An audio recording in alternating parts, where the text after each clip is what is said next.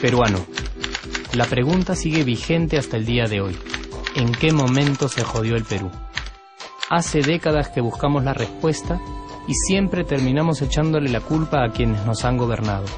Es más fácil decir que nuestro Perú se hundió por la reforma agraria de Velasco, porque el arquitecto no le dio importancia al terrorismo, por culpa del primer gobierno de Alan y su tren cargado de inflación e inoperancia económica, por culpa del autogolpe, los Vladivideos y la corrupción en el gobierno Fujimori, por culpa de los whiskies y la hora cabana, por culpa de la mayoría de la clase política que gobernó y gobierna el Perú y que sigue viviendo en el escándalo y en la corrupción.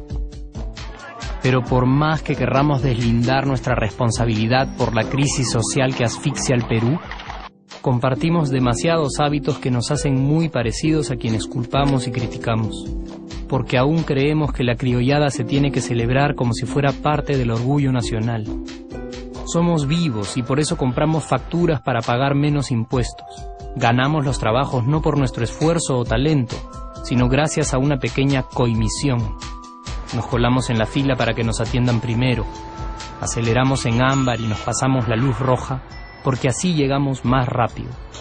Somos tan vivos que si no encontramos estacionamiento, nos ponemos en el espacio azul reservado para las personas con discapacidad.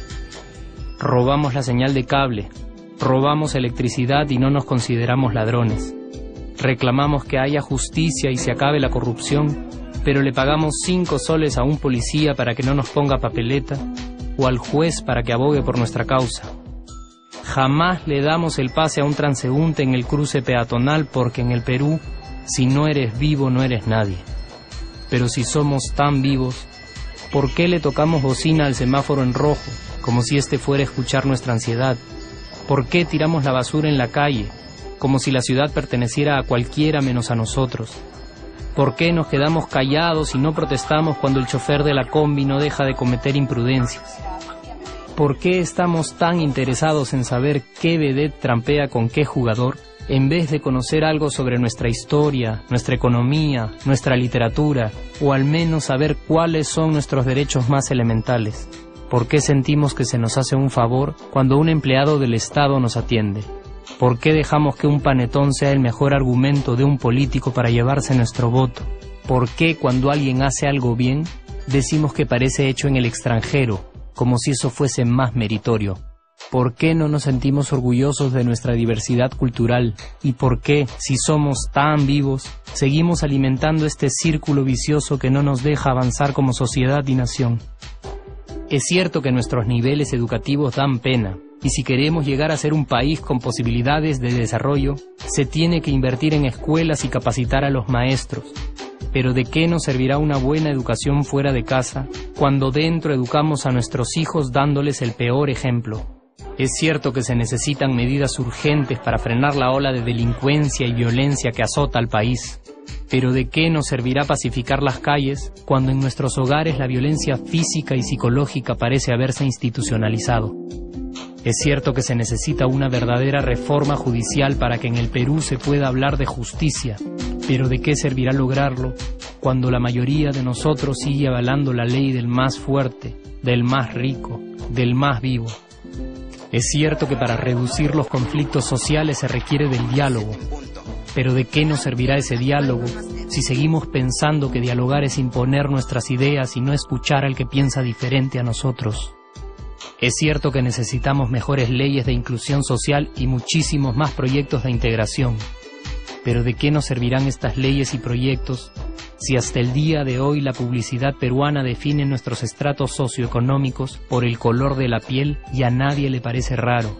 Si hasta el día de hoy seguimos avergonzándonos de nuestras diferencias o sintiéndonos superiores por estas mismas diferencias.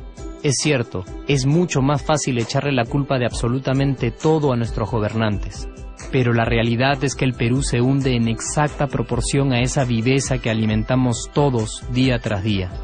Sí, somos nosotros la materia prima con la que se hace este país, y si no corregimos nuestros hábitos, Si nuestra materia prima sigue adulterada, cualquier producto que hagamos también saldrá adulterado. Y por más logros que obtengamos en nuestra economía, en los deportes, en las artes, en nuestra cocina, por más orgullosos que nos sintamos de nuestros representantes, de nuestra historia, de nuestras maravillas o de nuestra creatividad, si no cambiamos estos hábitos, seguiremos preguntándonos ¿en qué momento se jodió el Perú?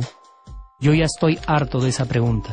Estoy harto de ver cómo un país con tantas posibilidades y oportunidades, con tantas riquezas naturales y con tanta historia, tenga que seguir viviendo en el subdesarrollo solo porque no nos creemos capaces de vivir de otra manera. Estoy harto de que las desgracias de nuestros vecinos sean nuestro mejor consuelo. Harto de que el sí se puede sea solo una frasecita hecha para un partido de fútbol y que no podamos aplicarla en nuestra vida. Aunque te cueste creerlo, sí podemos. Claro que podemos. Pero depende de que tú y yo comencemos a trabajar en ello de una vez por todas. Porque la transformación del país hacia una nación desarrollada ya no está solo en cancha de los políticos o de los poderosos, y no está en el terreno de los milagros. La transformación del Perú está en la capacidad que tengamos de hacernos responsables de nuestros actos y de rebelarnos contra nuestra viveza.